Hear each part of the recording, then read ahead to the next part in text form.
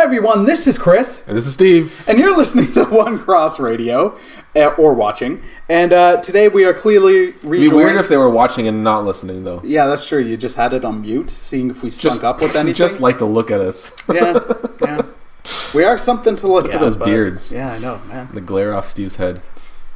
I so badly want some time for us to go to like a Comic-Con where half the day you will be Professor X, and then you'll stand up and just be Lex Luthor. No, and then just be Captain Picard.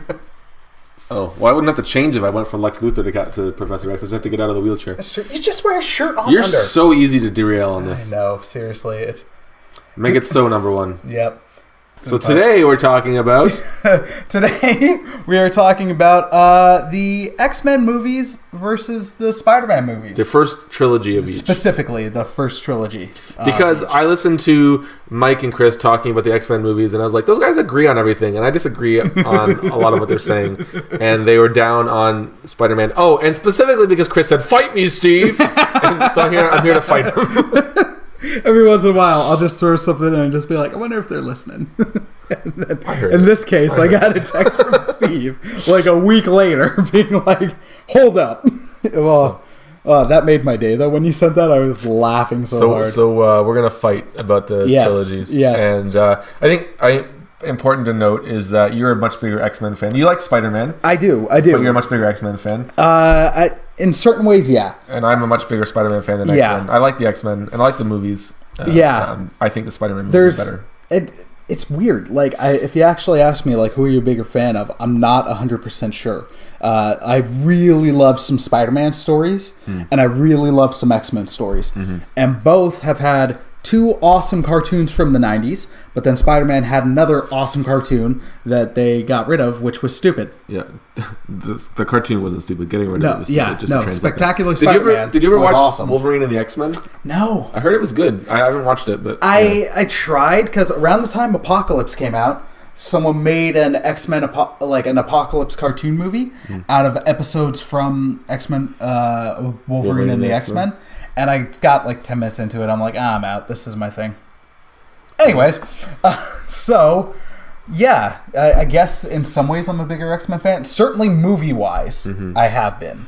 I know it's outside the first three, but a Spider-Man movie has yet to wow me the way that Days of Futures Past did. Fair enough. So... all right, but let's try to, specifically, as much as we can, try to keep it to the first three. So, yep, that's the plan. Right. So here's my feeling on them. I think the X-Men original trilogy and the Spider-Man original trilogy are basically, although I mean, obviously there's superhero movies before this. They're the ones on which everything that's come since has stood on their shoulders from the MCU, right? And for the most part, I'll also give Blade some credit. Sure, I haven't seen the Blade movies. Yeah. And I put them, they're kind of a different camp. They're R-rated. They're not particularly superhero-y, but they're based on the comic books. No, it's similar to... yeah, no, I'll leave it at that, yeah. Okay. Like the Dolph Lundgren Punisher movie. No, it's more based on the comics than that. Yeah, I haven't seen that one either. I'd say closer to like the Tim Burton and Schumacher Batman. Sure. And obviously those, are foundational as well. Yeah, and unsung ninja credit goes to Ninja Turtles. The first one was amazing, and I think did help comic book movies. But the second one had Vanilla Ice in it, and that amazing song.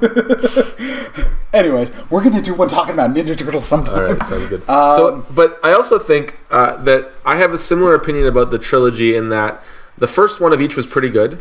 The second one of each was much better, and the third one of each was pretty bad. Yeah, that's fair. And I think they follow a similar arc and trajectory in that way, where the first one, they were good. The second one, they got to build on what they had done, and the third one, there was too much studio interference / changing directors / all kinds of other problems. Yeah. But here's my... the reason that I don't like the X-Men movies as much. I will admit that the Spider-Man movies and the X-Men movies, I feel, haven't aged particularly well when you consider them compared to other things. Yeah. I think that's true for all 6 of those movies. Yeah, that's fair. I feel like the good movies that have come since then, though, have been more like Spider-Man than like X-Men for this reason. The central conflict in the X-Men movies are kind of like these big, hokey, science-y kind of things that mass destruction is going to come because we're going to mutate all the world leaders, we're going to kill all the humans. Whereas Spider-Man have been much more personal conflicts, which is what Spider-Man is, right? It's part of the reason I like him. I mean, I guess New York City was going to get blown up in number 2, but there's still that really personal inner conflict between Harry and Spider-Man, between Doc Ock and Spider-Man. So I mean, that's part of what, like, my thing is just the conflict in them. Like when we watch a superhero movie now, and it's another blue sky beam, as they say in honest trailers. You just made me realize though that X-Men from like '99 might have been the first one with the friggin' sky beam. Yeah, I mean, that central conflict, I think, has been, like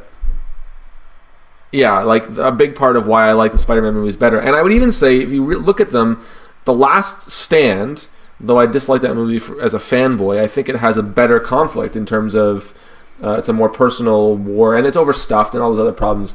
But it's a little bit less hokey in that way, in that sense. So that's my take on it. I know that the Spider-Man movies have their problems.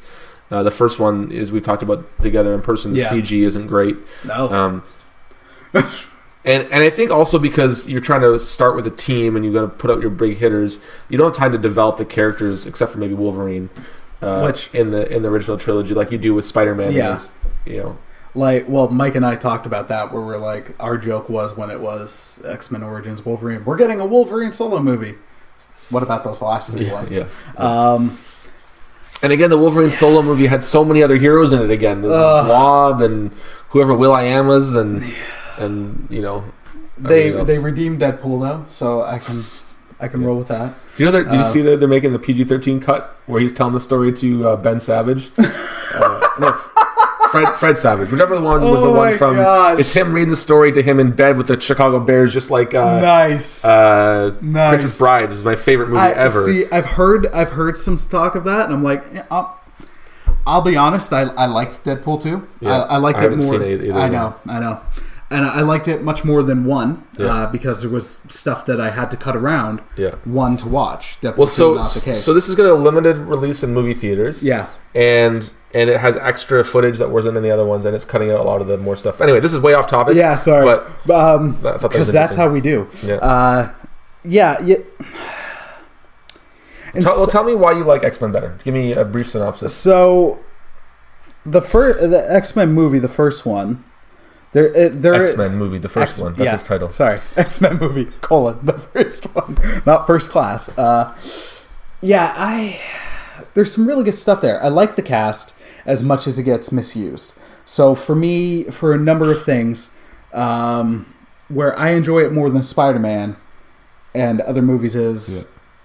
Like a big part of the problem I have with the first 3 Spider-Man movies is I don't like a lot that's there. Where in terms of cast, in terms of writing, in terms of that, where it's like I have difficulties finding positives because I'm just overwhelmed by, like, I don't like the characterization, I don't like the acting, I don't like blah blah blah blah blah. Whereas with X-Men, it's like, all right, we got Hugh Jackman as Wolverine, which was friggin' spot on. Mm-hmm. The rest of the cast, misused as they might have been, of the X-Men, outside of Halle Berry, I found good. The play between Jean and Logan, though it got overblown, for some reason that seemed to be like a huge focus point in the movies, was still good. Professor X was a great character. Magneto was a well-developed villain. Sabretooth being silent is what it is. It's because of who they cast. And Toad being weird, and the stupid lightning with Toad line was dumb. But there's still stuff that I could go for more out of that movie than I could out of Spider-Man. Yeah. While you're saying with Spider-Man, it's like, yeah, it's got the more personal conflict. But I find X-Men... Like, I'm not sure if their big conflict is the big Skybeam thing. Like, as much as, like, that's the final thing, like, the conflict is throughout the whole story, like, these people are marginalized and treated terribly. So the writing underserved that story because it's like, all right, because it's a film, we need a big third act. we need them to fight each other because one guy's trying to turn everybody mutants, and we know it turns them into the see-through, like, blob, friggin' seaweed fish thing that disintegrates. Like, it's got its flaws. It hasn't aged as well, although it didn't use CGI as much as Spider-Man needed to. Mm-hmm. So with Spider-Man, for me, the CGI is painful almost. Yeah. Like, you can clearly see what is a decent-looking CGI Spider-Man and Tobey Maguire in my opinion, an awful-looking real-life suit. Like, the transition is not seamless. So, and that's a credit I give to Spider-Man 2, where it's like the transitions were much more seamless. The CGI had improved. Yeah, for sure. It still hasn't aged well, but it's aged better. Neither of them compare to Jurassic Park that came out like 7 years prior and looks terrific today. The original Jurassic Park? Yeah. Only came out 7 years before that? It came out in 93. Okay. And it still holds up today. Okay. Like, the technology in the film, no, but the CGI, yes. That's some of it. Like, for me, just because there's so much that I don't like. Yeah. Whereas with the first, with X-Men, there's, even though I can make fun of it because, yes, it's a Wolverine solo movie, it really focuses on him because he's the cash cow. Yeah. There's still some good and strong stuff. Sure. To give credit where it's due, J.K. Simmons is amazing. That casting was incredible. Willem Dafoe does an amazing job. He does. I hate his outfit, but I think the Goblin. I don't know how you do that on screen. No, I know that. I gotta give him credit. It's just both times we've got the Goblin on live action, it's been awful. One looked like a rejects outfit from the Power Rangers movie, and then the other one, I don't know what that was. I don't know what it was either. I think Harry in the third one kind of looked kind of cool, but it wasn't really a goblin outfit. No. None of the... I will say, though, the X-Men movie out of the first three, and I think you alluded it to as well for Spider-Man, is number 2. The best one of each. Yeah, for sure. Hands down. Which one do you like least of the third ones? The third ones? Probably Spider-Man 3. Yeah, me too. Because even though I hate X-Men 3, and this is where when you said you're more of a X-Men fan than a Spider-Man fan, I'm hesitant because I love the Venom story. Well, you're more of a Venom fan than a Spider-Man fan. I'm a big Spider-Man fan. I'm also a big Venom fan, and I'm a big fan of those. Like, they're linked, which is why I had so much issues with the Venom movie. As much as there was times I enjoyed it, it's still not a good movie. It's much better than Spider-Man 3, though. The new Venom movie? Yes, substantially better. It's making money. It is. Making some bank. It actually reminds me of, like, I've read some comparisons to, like, it's like a early 2000s comic book movie. I'm like, actually, yes. Yes, it is. Yes, that is because Sony hasn't figured out how to get beyond that. But apt analysis. Yeah. But yeah, it's that. Like, that is a huge reason why I hate Spider-Man 3. The misuse of Venom, the misuse of Eddie Brock, the misuse of the symbiote. Like, those, you and I have been talking about this for years. That story could have been at least a 2-movie deal. Yeah, it should have been. Because that's a huge story. That's a big part of Peter Parker. Like, that character became, like, for a while, was his known villain. Like, especially while Green Goblin was on his break. Because he had been dead. Well, and there'd been another Green Goblin, and there'd been Hobgoblin, and then there'd been Demon Goblin, and another Hobgoblin. None were like Norman. Yeah. So my absolute favorite Spider-Man villain, though, is Harry Osborn as a Green Goblin.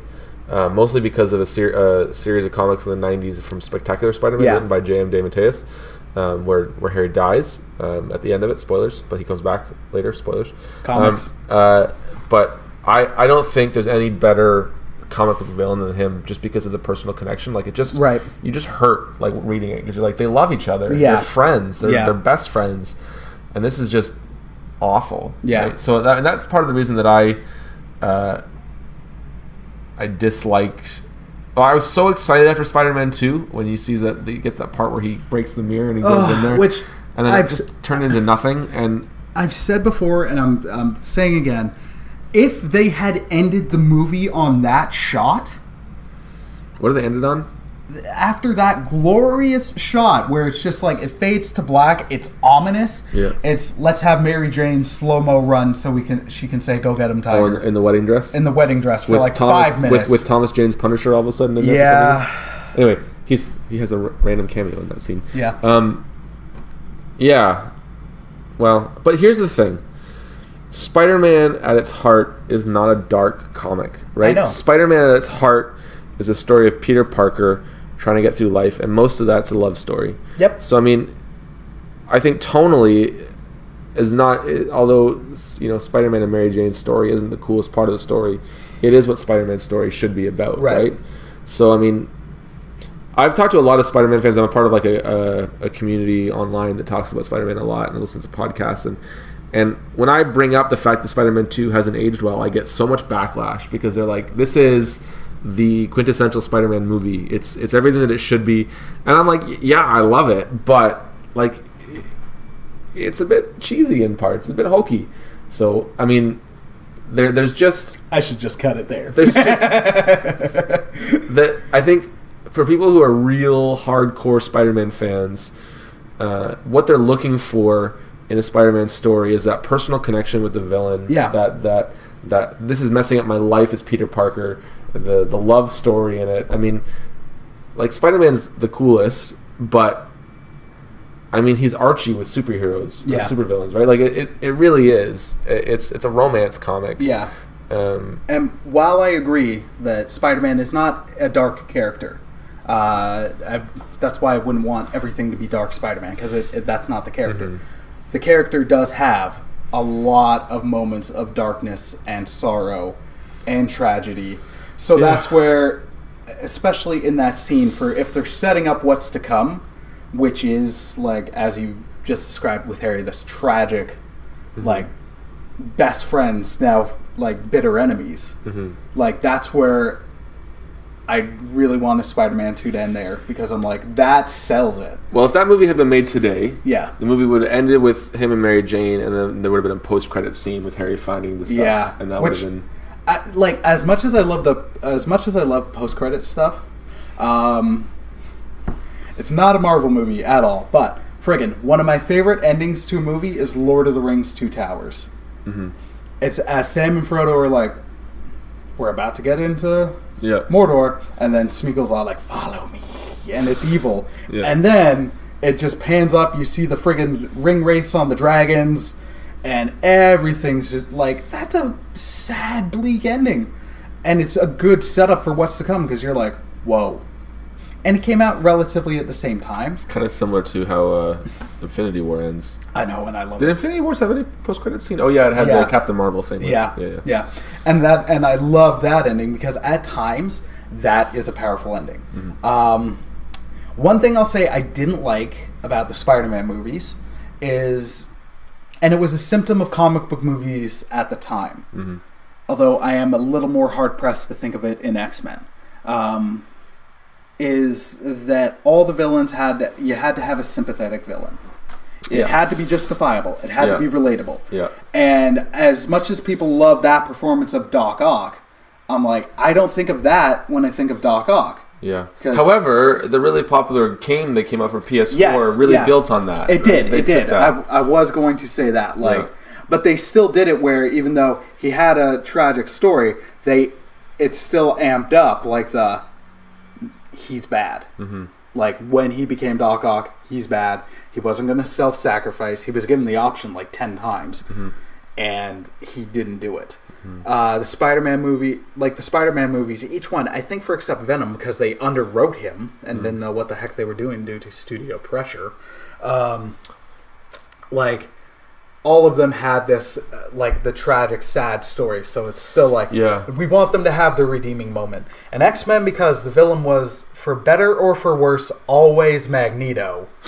Even though they were like, he has this sad backstory, they didn't try to be like, no, you're rooting for him to win.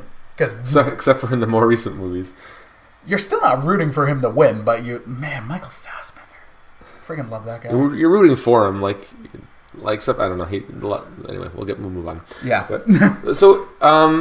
And I think that is a downfall of of some of those movies. Although they've matured in that. Yeah. I think in terms of when they try and make the villains not anything, just a villain that shows up, it tend to be very bland, right? You don't really care about them. Yeah. So I think one of the things they've done really well is figuring out how to make that villain not necessarily sympathetic, but have some deep psychological reasons for doing what they're doing. And I think the best one they've done, and I guess he is more sympathetic, would be the Vulture.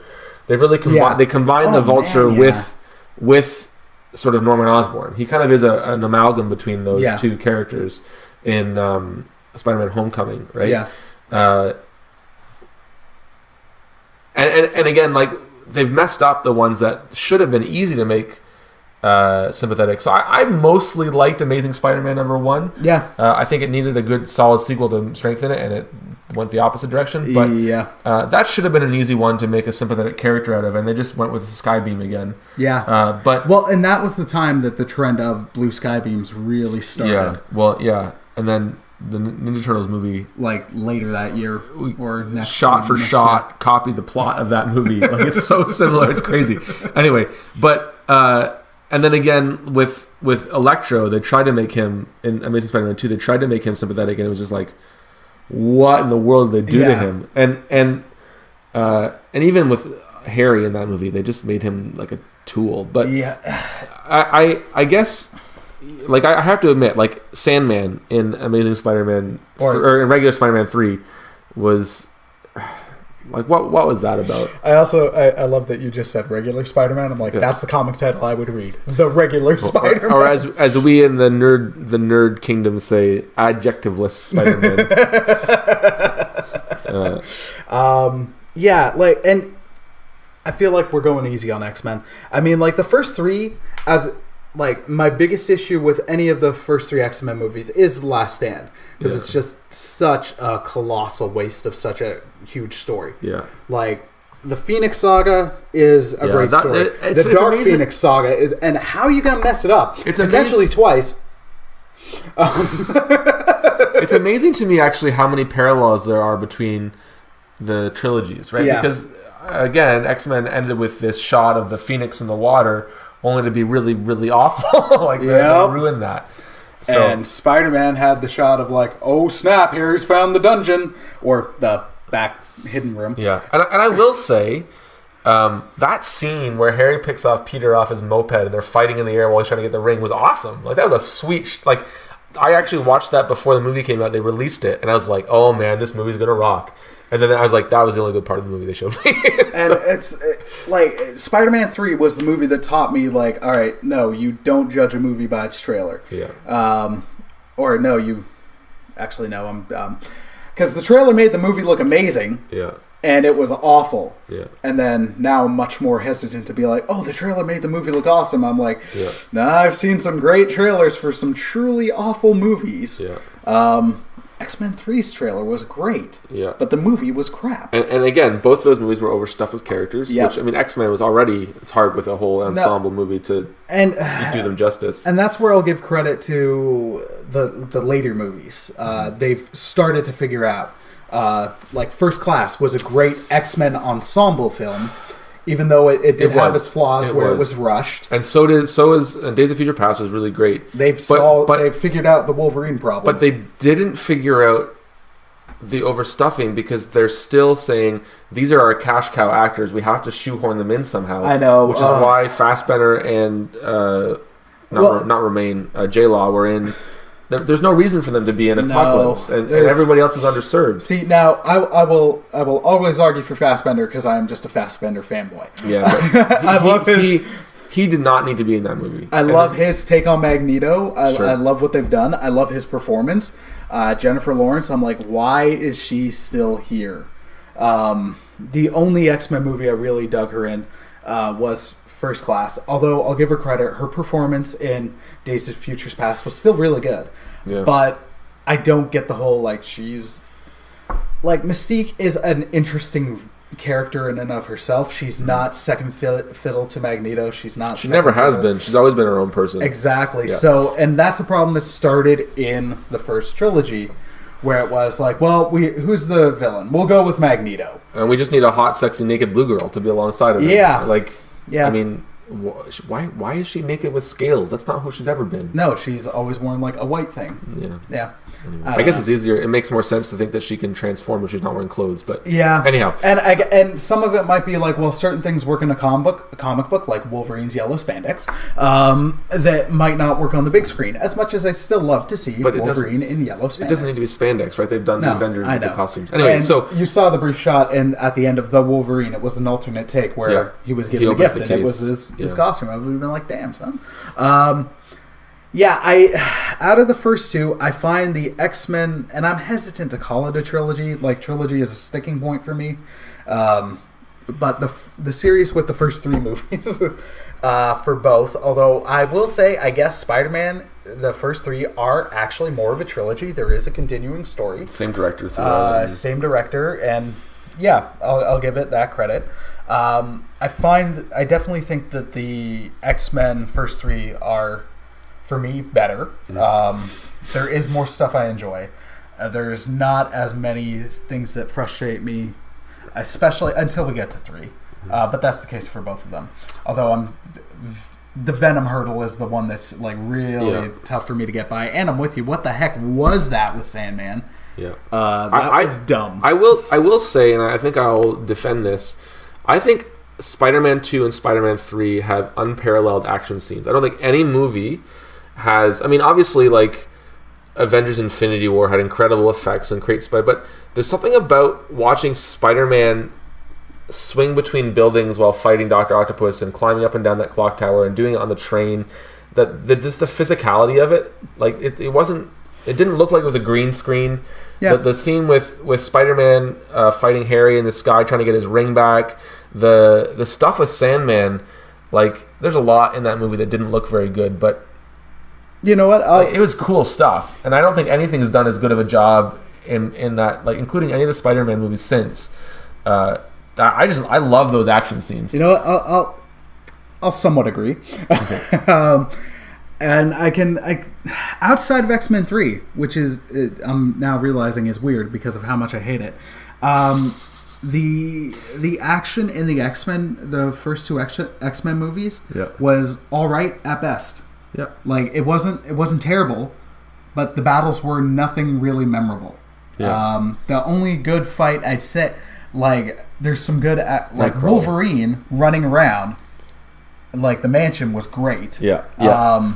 But when it's like him against Lady Deathstrike was all right. That was pretty cool. The Nightcrawler, actually, the Nightcrawler action sequence. But that's the bar. And here's the thing about it is that Nightcrawler action scene was cool because he's a very similar kind of power set to Spider-Man in terms of physicality, right? Acrobatic. Yeah, and that makes for fun things to watch. He can swing with his tail. Yeah. And I will, now that we're talking about Nightcrawler, I will point out that I think one of the big things I don't like about X2 is that Nightcrawler is probably my favorite X-Men. Yeah, that's fair. And they fundamentally misunderstood his character. He is the adventurous, swashbuckling, joyful, cheerful one, and I think because he's the Catholic guilt character. Yeah. He is Daredevil as Nightcrawler. Yeah, and I mean I think part of that is J.J. Abrams. He really used the X-Men to make a commentary on homosexuality, which is fair. That wasn't J.J. Abrams. No, not J.J. Abrams. Sorry, Bryan Singer. They look like each other. He's as a gay man, he wanted to make that, and I think that's fair to do that. He's coming from where he understands, and there's some parallels that I can get there from there. But he just doesn't get faith. He doesn't understand how that works, and there's a bit of redemption for Nightcrawler helping Storm at the end of it. But he's not a likable character except for that he has cool powers. Yeah, and Nightcrawler is supposed to be the one that everybody wants to be afraid of, but can't help but like because he's such a cool guy, right? And they did a better job in Apocalypse, but they still didn't do much with him. I don't even remember what they did. I've watched that movie once. So I said it with Mike, I'm saying it now. How are you going to mess up Angel twice? I've been waiting for that. Twice, son! I've been waiting for that to come out. And it's not from Spider-Man 3, but that's where I'll give Venom the movie credit, even though they messed up. They had a better understanding of the character in there than they did with Spider-Man 3. Tom Hardy's a better actor than Topher Grace too. And I like Topher Grace, and you know what? I found his scene, his like, I want you to kill Peter Parker scene, weird as it is. I'm like, you know what? I'm digging the performance there. After that, and before that, I'm like, really? Mm-hmm. But Spider-Man 3 is a mess. X-Men 3 is a mess. But it gave us Kelsey Grammer as Beast, which is spot on casting. Yeah. Ellen Page as Kitty Pryde, which is good. Kitty Pryde is a cool character. Yeah. There's a nice couple moments in that movie, like Logan lighting his cigar off the burning burning thing. I'm like, that is spot on. I do think it's funny. I watched through all of these movies with my wife, and I watched through a bunch of them with her sister and brother-in-law, my sister-in-law and brother-in-law as well.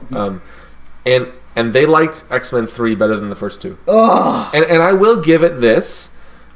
I think the reason that most of us don't like it is because we know what the Dark Phoenix saga should have been. Yeah. We know who these characters are, and I think they were underserved. But for someone who doesn't know and doesn't care, it's a more cinematic movie. It has a pretty good story to it. It has high stakes that aren't hokey, right? It's this war between mutants and humans and this cure. And it's not sky beams. It's not some weird science about if you focus too hard on people, they die through Cerebro. I can see why people like that one. And I actually, if I can turn off my fanboy nerd rage, I think it's a fun movie. It's a disappointing follow up, but it does okay for what it is. I like that movie much better than I like Spider-Man 3, because I just think Spider-Man 3 just fails on all of those levels. It doesn't do any of the things it's supposed to do. Yeah. It doesn't even address the fact that Spider-Man hit Mary Jane in it. Like, they just kind of, come together at the end. Like, it's just back to we referenced on his trailers earlier, but the how it should have ended for Spider-Man 3. You punched me earlier. You punched me in the face earlier. Yeah. And it's just awkward silence. You should watch that trailer. It's funny. Oh, it's so funny. That and the Romeo and Juliet, Old Yeller, Donnie Darko. That one where the crossover, that and the other one where it's the crossover between Terminator and Back to the Future, which is the crossover I never knew I wanted until I saw that. I forgot about that. Those are the two best of the how it should have ended. Yeah. Yeah. So I think that about does it. Yeah. Yeah. Undecided, but my opinion has been heard and we fought, and the challenge has been met. Yeah. Yeah. So we should do this about some of the other movies later. We're definitely doing one about Ninja Turtles because Ninja Turtles. The first one is very fun to talk about, and then it gets less fun. I like the second one. I do too, but it's not as good. Yeah, the third one's not even worth it, and the next two are like, what the heck happened? Although there was that CG one, TMNT, that is a sequel to the first three that I actually dig a lot. Yeah. All right, well, thank you. Teasers for next time. Yeah, teasers for next time. Well, thank you, dear listener. Hope you enjoyed today's episode. I also do find it funny when you said turn off your nerd brain. I can't. I find it difficult to do that. No. And with some people, like if I have comic book fans ask me about movies, I'll be like, wait, so how much do you know? They're like, I don't know anything. It's like, all right, then you actually might enjoy this. Yeah. And I'm like, if you know remotely anything or a lot, you're going to hate this film. My brother-in-law that I was talking about earlier, one of his favorite superhero movies is Green Lantern. Oh my gosh, no! Yeah. Oh, I make fun of him for that a lot. Could have been worse. He could have said X-Men 3, Spider-Man 3, or Batman and Robin, but, Nobody likes Batman and Robin. No. The best Batman movie? Batman 66 movie. That's hands down the best interpretation of Batman. Batman Begins. See you guys. Fight me. All right. Dear listener, thanks for listening. Hope you enjoyed, and God bless. Take care.